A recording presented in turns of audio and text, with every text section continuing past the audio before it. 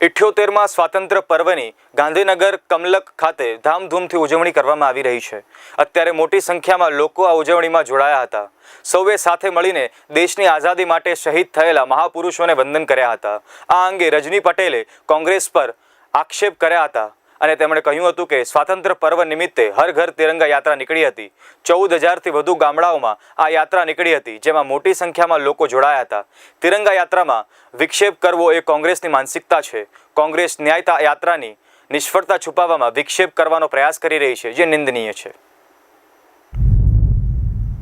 હમણાં જ એમણે એક ન્યાય યાત્રા કાઢવાનું નક્કી કર્યું અને એ ન્યાય યાત્રાની નિષ્ફળતાના કારણે એમના મનમાં જે વિચાર આવ્યો કે ક્યાંક ને ક્યાંક એનો પ્રતિરોધ કઈ રીતે કરવો, એને લઈને આ પ્રકારના વિષયોમાં, દેશભક્તિના વિષયોમાં એમને વિક્ષેપ કરવાનો જે પ્રયત્ન કર્યો છે એ ખરેખર ખૂબ નિંદનીય છે।